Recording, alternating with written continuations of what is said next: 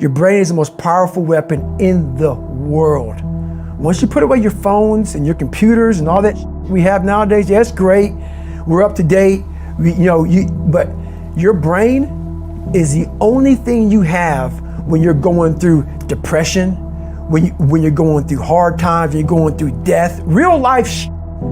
You can't Google that, man. You're alone. You're alone. You may have a shrink you're going to, you may have a best friend you're going to, but there's 24 hours in the day where you're alone in this brain, and your brain is talking to you in all kinds of ways, and it wants to control you and pull you in these different pockets.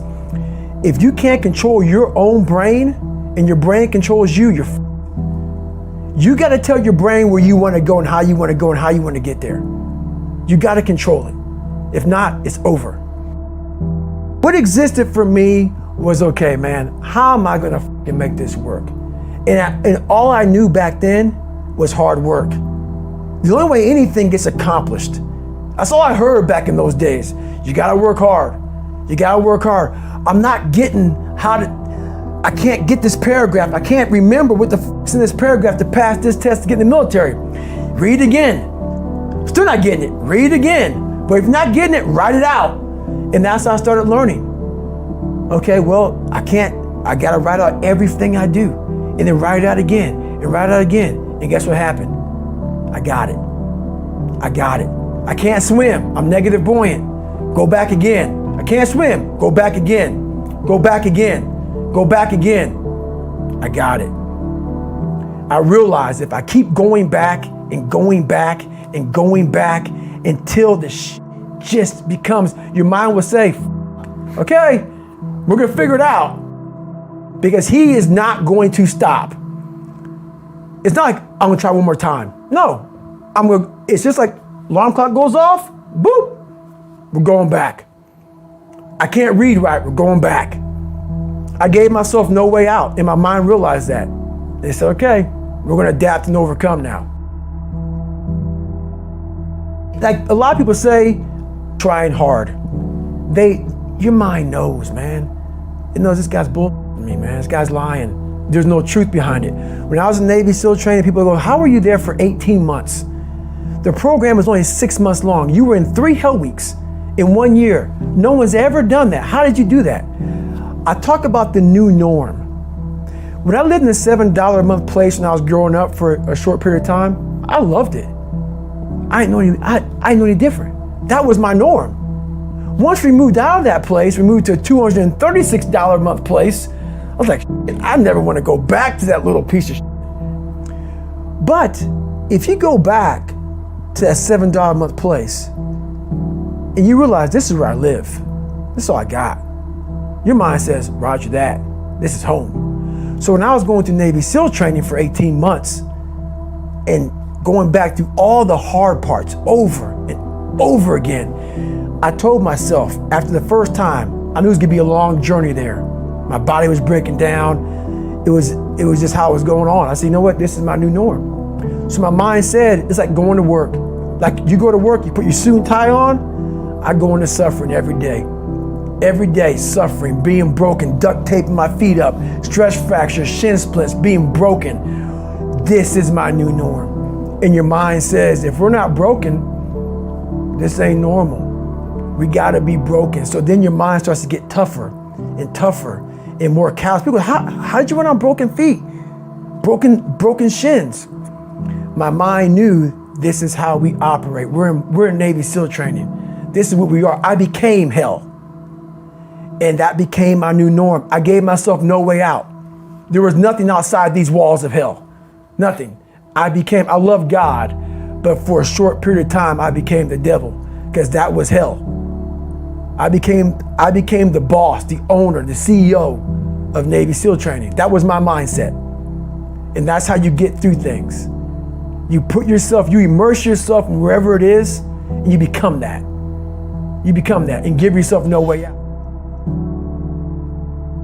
When I was 297 pounds and I was fat as hell trying to be a Navy SEAL, the scariest thing in the world to me, even to this day, was that could have been the rest of my life. I thought then I was trying hard. That's the scariest thing in the world. I thought then 297 pound, working for Ecolab, spraying for cockroaches, making $1,000 a month. I thought that was me at my 100% potential. Come to find out, a few years later, I wasn't anywhere near that. 106 pounds less, graduated Navy SEAL training, went on to do all these other things. Looking back on that, that was me trying hard. That's why people gotta understand, what is in us, we have no idea until we start trying hard. And I mean really trying hard, where you're obsessed with, hey, this is my new norm. My new norm is that, wow, this isn't always fun. It's not always meant to be fun. And that's when you know you're trying hard. People hear my story and think this guy is sadistic. I realized how the brain works. I figured out how the brain works. I'm a scared kid, and that's what gives me so much power. I had no foundation, and I built this off of just researching the mind. The feeling you get is basically invincibility. You realize that you can't do it all the time. When you need to do it, I know I can go to a place that I can live in. And when you know that you can run on broken legs and you can do certain things that a lot of people can do, but they're not willing to do, this power, this sympathetic nervous system of fight or flight, and you're fighting, it gives you this charge of energy of when you're sitting there at 3:30, 4 o'clock in the morning and you're duct taping your feet up because they're broken, and you're doing it by yourself, and you're going through arguably one of the hardest training in the world. And these guys, most of them are healthy, and you're going through it broken, and you're already at a disadvantage, but you're still there. You can feed into that and tap into that for a lot of power. But if you look at it, well, I'm broken, man. I'm not gonna make it.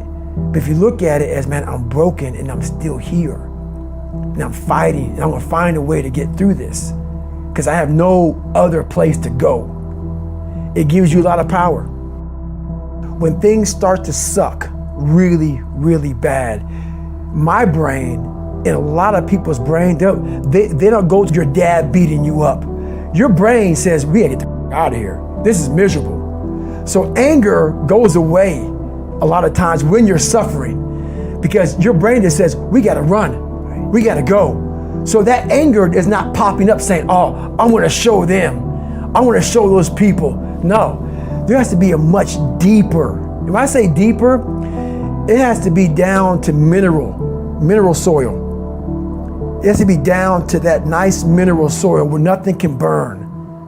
You can't burn dirt.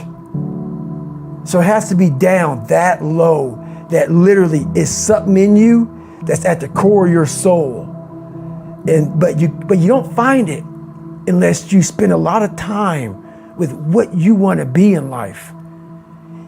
I can't give that to you. Right. You can't give it to somebody. When you find your true passion in life, and my passion for me wasn't like, oh, I want to be, I don't give a Navy SEALs, Army, I don't give a shit. I want to serve my country. I want to be someone that I'm proud of. I want to look at myself in the mirror because I was so disappointed. That accountability mirror I talk about, I was so disappointed in what I saw every day. I wanted everybody to love David Goggins. And a lot of people did.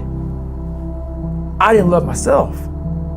But I knew a lot of us want to find peace first.